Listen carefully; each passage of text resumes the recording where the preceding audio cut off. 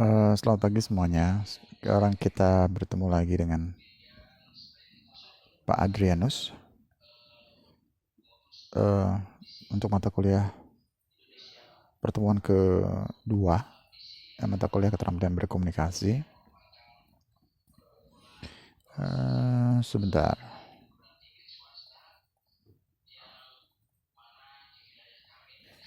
Iya, kalau sesi pertama kita sudah membicarakan mengenai tujuan daripada komunikasi, ya. Masih ingat?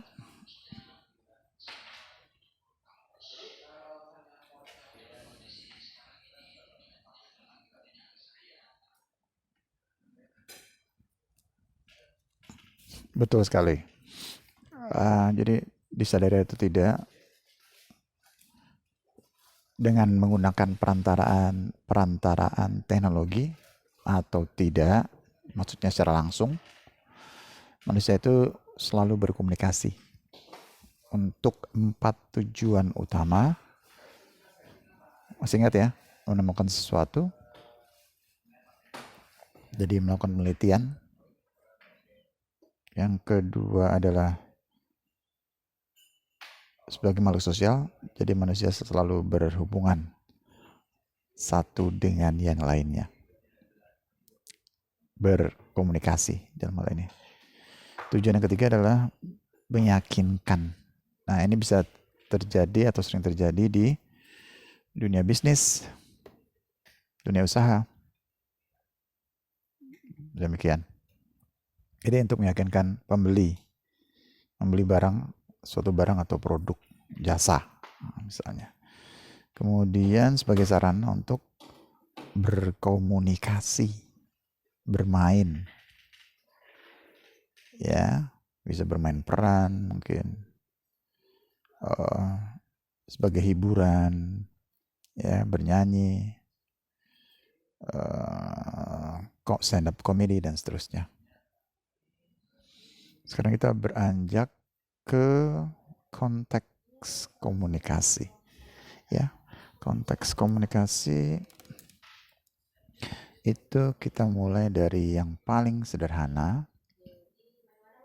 Ya. Yang paling sederhana adalah disebut intrapersonal. Intra. Jadi di dalam diri orang tersebut. Ya. Dalam diri orang tersebut. Misalnya pada saat orang tersebut berdoa, pada saat orang itu mendengarkan kata batin, dan seterusnya. Kemudian meningkat pada komunikasi interpersonal. Jadi antara dua orang. Seperti dilihat gambarnya.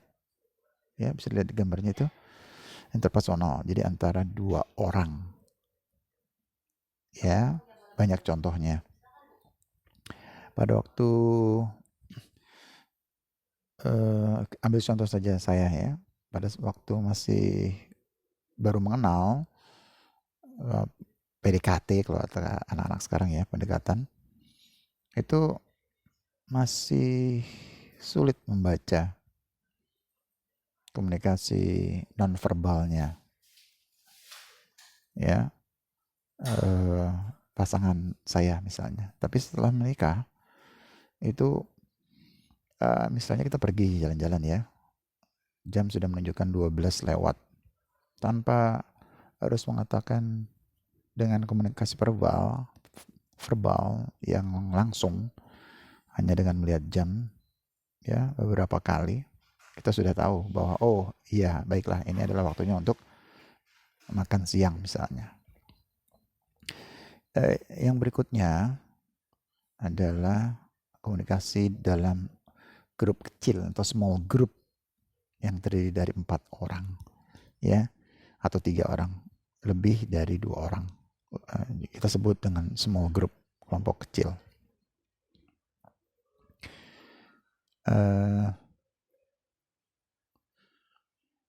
Berikutnya adalah komunikasi small group itu biasanya dalam diskusi kecil ya, rapat-rapat di kantor, ya, yang terdiri dari pimpinan dan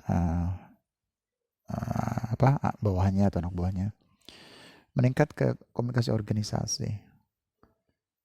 Masih ingat organisasi?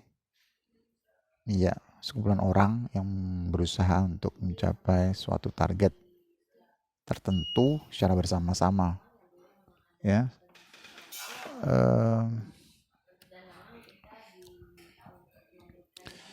Secara bersama begitu, ya.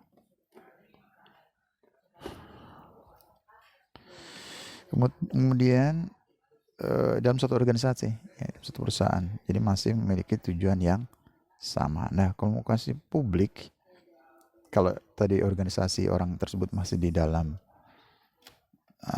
suatu organisasi,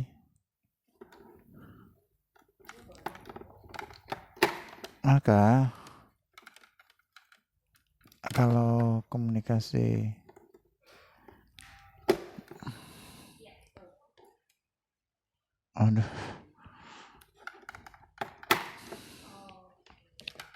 maka kalau komunikasi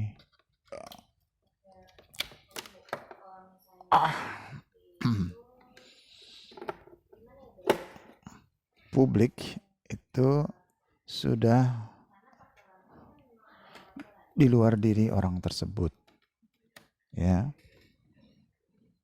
Jadi disebut komunikasi publik. Jadi misalnya ini terjadi di ruang publik, ya, memberikan presentasi, seminar atau ceramah. Yang lebih besar lagi, ya, ini adalah antar budaya. Jadi ada dua budaya yang berbeda, misalnya budaya barat dan timur, itu melakukan komunikasi. Dan kalau terjadi penyatuan budaya, maka disebut terjadi akulturasi budaya, gitu ya. Penggabungan dua budaya menjadi satu. Yang berikutnya adalah komunikasi yang paling tinggi, yaitu komunikasi massa. Ini terjadi di organisasi-organisasi badan-badan dunia yang besar, ya, seperti WHO, UNICEF, dan seterusnya. Demikian. Itu konteks dari komunikasi. Berikutnya adalah unsur-unsur komunikasi kita. Ini saya hanya mengulang mungkin.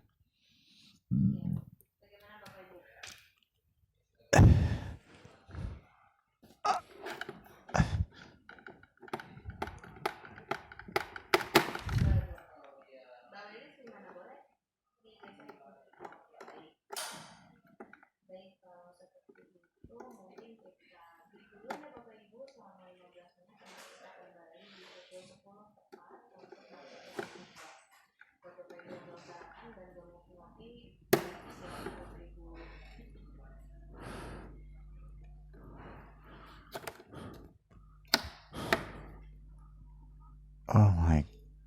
Oke.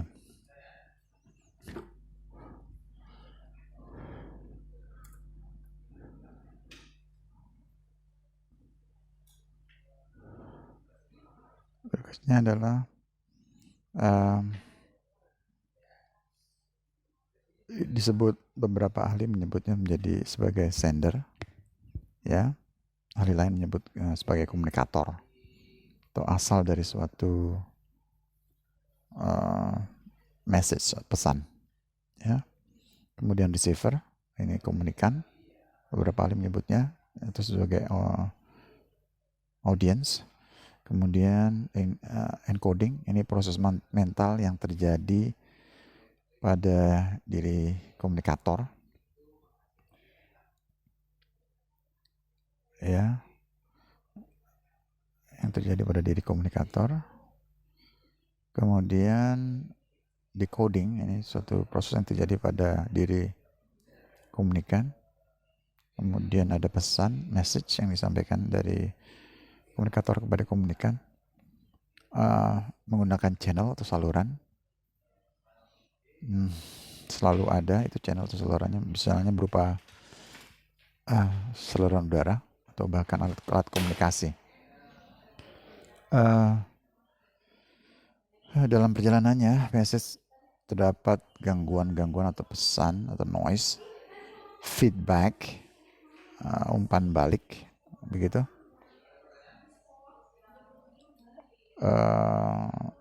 Agar terjadi suatu komunikasi yang baik, ya, terjadi komunikasi dua arah, begitu. Kalau dilihat di sini proses komunikasi, ya, terjadi proses dari sender atau komunikator, ya, proses decoding. Sebelum menyampaikan pesan, seorang sender atau komunikator memilih bahasa, misalnya pemilihan kata, misalnya sesuaikan dengan latar belakang pendidikan, budaya, jenis kelamin, dan seterusnya. Sebelum disampaikan kepada message-nya disampaikan kepada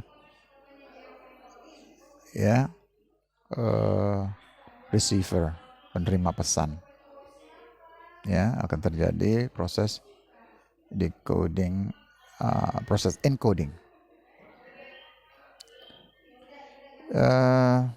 Channel atau saluran dari komunikasi itu bisa langsung face to face, kemudian menggunakan video, telepon atau handphone, speech, ya, ceramah, voicemail, online melalui internet, email menggunakan internet, kemudian menggunakan surat bisa, ya, dalam bentuk tertulis, verbal, non-verbal, bulletin, media lainnya, televisi dan sebagainya, ya, radio dan sebagainya, sebagai alat atau sarana channel dari komunikasi, medium of communication. Komunikasi antar pribadi penting sekali ini.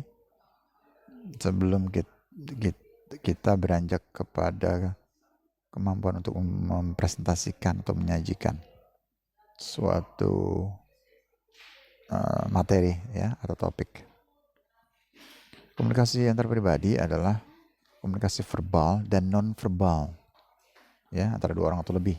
Ingat, verbal dan non-verbal. Komunikasi antara dua orang, komunikator yang secara sengaja berorientasi ke arah satu sama lain. Jadi ada timbal balik, ada face to face, ada feedback, ya, sebagai subjek dan sebagai objek nanti akan bergantian sejalan dengan berjalannya waktu komunikasi. Jadi seorang komunikator bisa berubah menjadi komunikan, dan komunikan berubah menjadi komunikator, menyampaikan pesan atau feedback, memberikan tanggapan. Ciri-cirinya adalah berlangsung terjadi antara dua individu. Harus ada relationship atau hubungan.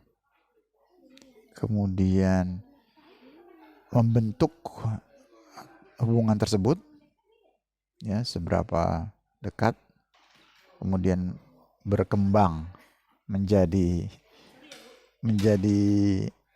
sesuatu, ya. Menurut Liliweri, komunikasi antar pribadi memiliki 4 tujuan, yaitu agar orang lain mengerti saya mengerti orang lain menerima saya, kemudian kita bersama dapat melakukan sesuatu. Ya, itu tujuan daripada komunikasi antar pribadi. Ini menurut Liliweri ada 4 tujuan. Orang lain mengerti saya mengerti orang lain, dan orang lain menerima saya. Ya, kemudian sama bersama-sama melakukan sesuatu. Ya, jadi dalam mungkin memasarkan suatu produk, barang atau jasa. Kemudian tingkatan dari KAP ada 6. Ya. Melalui panca indera, ya, terjadi kontak. Kemudian tahap yang kedua adalah terlibat, ya, bisa mengenal, mencari tahu lebih dalam. Yang ketiga adalah kualitas dan kuantitas meningkat.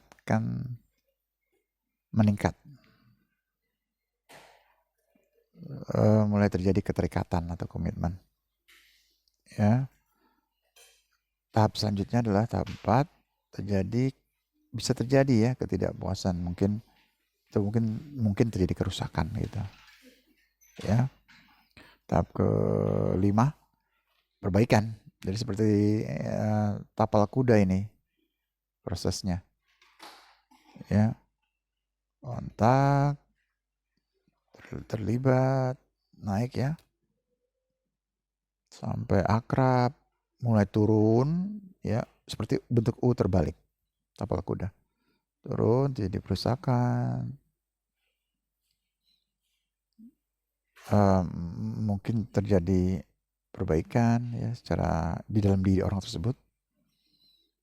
Kemudian bahkan bisa terjadi tahap berikutnya adalah 6, pemutusan ya, paling bawah, jadi kurvanya seperti huruf U terbalik sampai pada titik terendah, jadi pemutusan hubungan ya. Dalam proses komunikasi bisa terjadi apa yang disebut dengan noise. Noise itu adalah hambatan ya, bisa karena faktor lingkungan misalnya. Sebagai contoh, misalnya pada saat azan maghrib atau azan pagi subuh itu ya, dan lingkungan di sini adalah hujan yang lebat disertai dengan guntur ya, gledek kalau kata orang Betawi, maka azan tersebut akan terganggu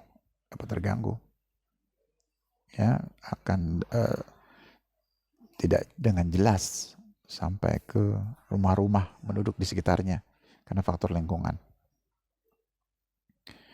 Apalagi belakangan ini sering terjadi angin puyuh ya, puting beliung. Kemudian hambatan yang sifatnya adalah semantik dari segi bahasa ini ya,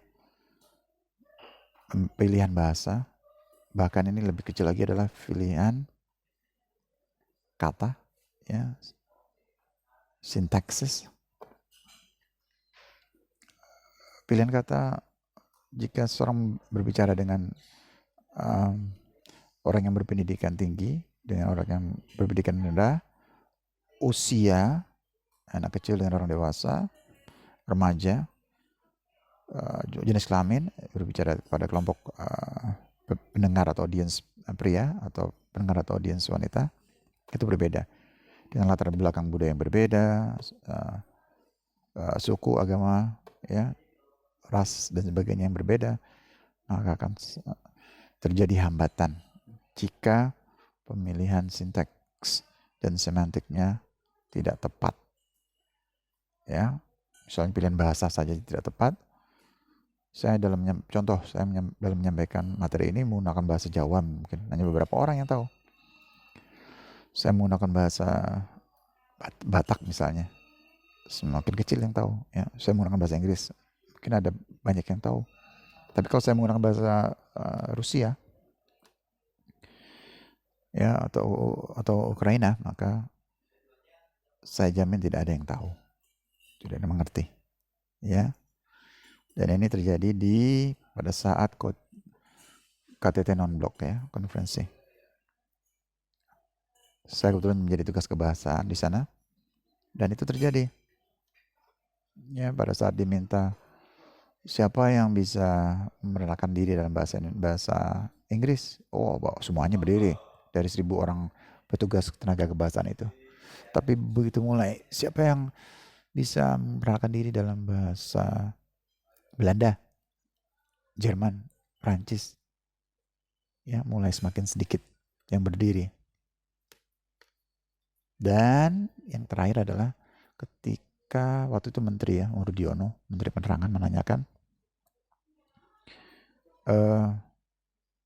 bukan Menteri Penerangan, bukan Rudiono, Harmoko, Menteri Penerangan menanyakan siapa yang bisa menerangkan diri dalam bahasa Rusia. Apa yang terjadi? Hanya 1 orang berdiri dari 1.000 orang tenaga kebahasaan yang diseleksi dari seluruh Indonesia tersebut. ya, ibu-ibu sudah setengah baya, sekitar umur hampir 60 tahun itu ya, 50 sekian. Dia langsung berdiri dan dapatkan tepuk tangan yang luar biasa dari seluruh petugas tenaga kebahasaan pada saat itu ya, liaison officer. Mau tahu siapa perempuan setengah baya tersebut? Beliau adalah dosen sastra Rusia dari Universitas Indonesia. Satu-satunya orang yang dapat berbahasa Rusia dengan baik. Kami tidak tahu. Waktu itu diminta untuk memperkenalkan diri dan ternyata tidak ada dari panitia pun, tidak ada yang sanggup untuk menilai benar atau salah itu ibu tersebut memperkenalkan dirinya dalam bahasa Rusia. Tapi saya yakin dan percaya karena beliau adalah dosen sastra Rusia dari UI ya, Universitas Indonesia. Kembali lagi ke sini, noise atau hambatan itu dapat terjadi dari faktor budaya. Ya, sangat amat penting ini. Ya, budaya, culture. Misalnya budaya barat dan timur sangat berbeda. Budaya barat itu kadang berkomunikasi hanya memanggil dengan namanya saja sudah cukup. Ya. Bahkan terhadap orang yang lebih tua, bahkan terhadap orang tua kita. Sedangkan kalau di budaya timur, lebih spesifik lagi di budaya-budaya di Pulau Jawa ya, memanggil namanya saja, apalagi orang tua, itu sangat tidak pantas dan tidak sopan. Faktor psikologis, jika kita berkomunikasi pada saat kondisi normal itu sangat-sangat berbeda dengan pada saat kondisi psikologis yang tertekan. Ya, tidak harus depresi karena sesuatu yang negatif ya, mungkin karena bencana alam misalnya. Itu banyak anak-anak yang mengalami tekanan psikologis yang berat. Ya, jadi harus ada pendampingan untuk memulihkan traumanya ya, kita sebut trauma healing ya, dengan bernyanyi, bermain,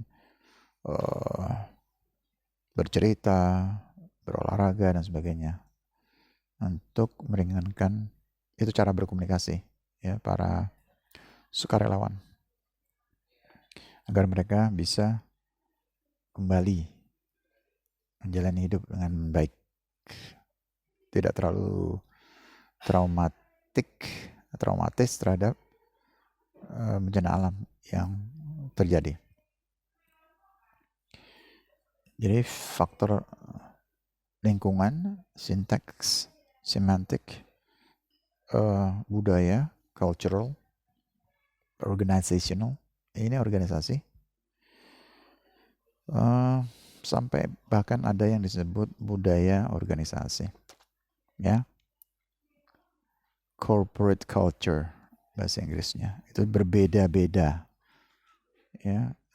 Ada beberapa yang mirip adalah budaya corporate culture dari perusahaan-perusahaan atau organisasi Jepang, Korea, Jepang, Korea, sedikit mungkin Singapura sekarang ya, dalam hal kedisiplinan misalnya, kerapian, ketepatan dalam bekerja, yaitu selalu dikomunikasikan dengan baik. Berbeda dengan disiplin yang dilakukan oleh dunia barat misalnya, ya, orang Amerika, Kanada, Eropa dan seterusnya. Disiplin, tetapi masih bisa berubah ya, fleksibel. Dari pengalaman saya sangat mungkin untuk berubah ya, kalau orang dari Eropa, Amerika, Kanada ya, berubah, menyesuaikan diri, kedisiplinan. Misalnya mulai rapat tidak tepat waktu misalnya, ya, lewat 5 menit misalnya, atau lewat 10 menit. Nah, jadi memberikan toleransi. Sedangkan orang Jepang atau orang Korea tidak sama sekali. Ya, tepat kalau sudah ditunggu 5 menit, tidak hadir, dia tinggal langsung. Karena waktu menurut mereka adalah sangat penting. Ya, bahkan waktu di Jepang itu sangat mengerikan. Ya, jangan coba kalau kita tidak disiplin untuk pergi ke Jepang. Ya, bahkan kita naik kereta saja akan tertinggal kalau tidak tepat waktu. Ya, sangat mengerikan mereka tepat waktunya. 7 lewat 10 menit, ya 7 lewat 10 menit keretanya datang. 7 lewat 13 menit, ya 7 lewat 13 menit. Ya, tidak kurang tidak lebih, hanya detiknya mungkin. Kemudian faktor berikutnya adalah, oh sudah semua ya. Organisasi, psikologis, ya. Ada 1, 2, 3, 7 faktor hambatan. Beberapa ahli menyebutnya sebagai noise. Ya, noise itu bukan artinya suara yang mengganggu, ya, tapi diartikan sebagai hambatan yang terjadi pada saat memberikan pesan dari komunikator kepada komunikan, message. Demikian ya penjelasan dari saya, semoga bisa dimengerti dengan baik. Tolong diulangi lagi ya. Kalau ada yang ingin ditanyakan silahkan. Tolong untuk dibaca buku-buku referensinya. Silakan Anda cari mungkin secara online ya, e-book. Bahkan di perpustakaan.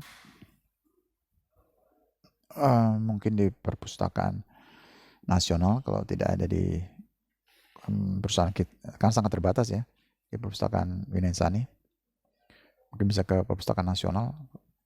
Kalau saya waktu kuliah itu wajib memiliki 3 keanggotaan kartu, minimal 3 keanggotaan kartu perpustakaan. Salah satunya adalah perpustakaan nasional yang ada di Jalan Salemba Raya. Itu wajib harus punya.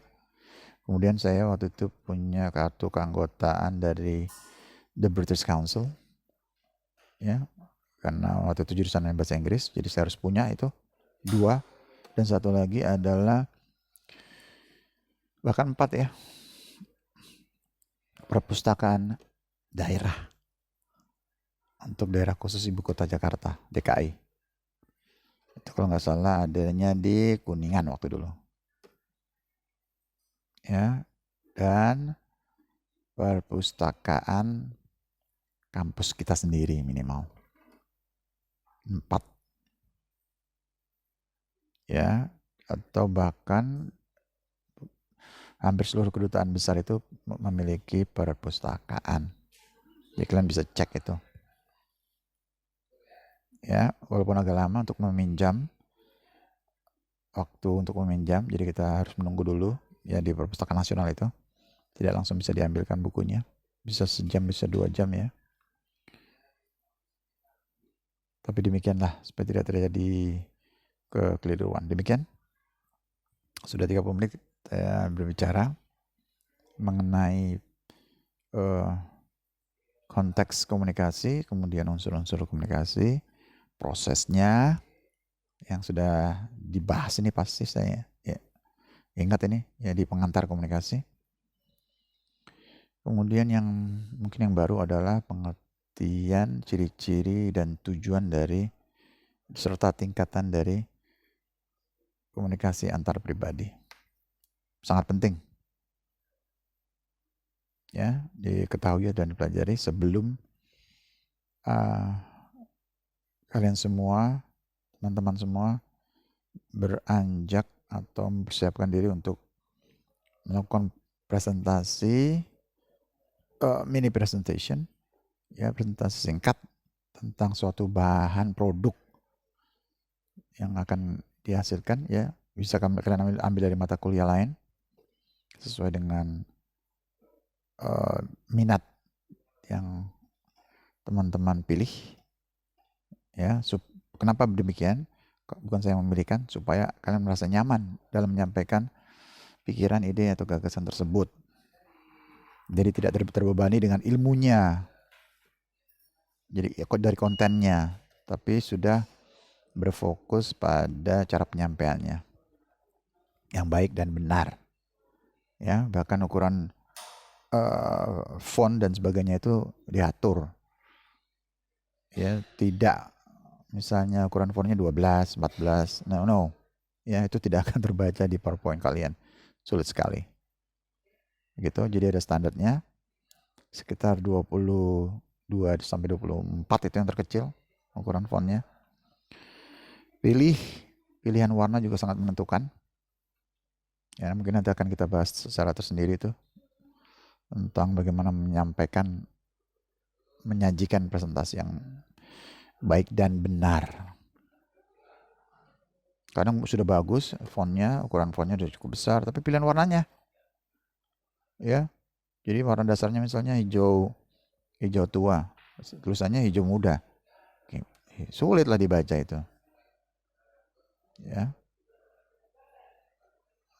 harus hati-hati. Kalian sudah lebih mengerti karena sudah mendapat pelajaran mengenai ini, saya yakin ya. Yang penggunaan PowerPoint. Nah, sekarang bagaimana cara menggunakannya dengan baik dan benar dalam presentasi. Demikian. Jika ada yang tanyakan, siapkan saja pertanyaannya. Silakan ditanyakan di saat sesi 3. Ya, pertemuan ketiga, sinkronus. Saya paling suka ya kalau ada yang pertanyaan dari teman-teman mahasiswa. Demikian. Terima kasih atas perhatian. Selamat pagi. Assalamualaikum.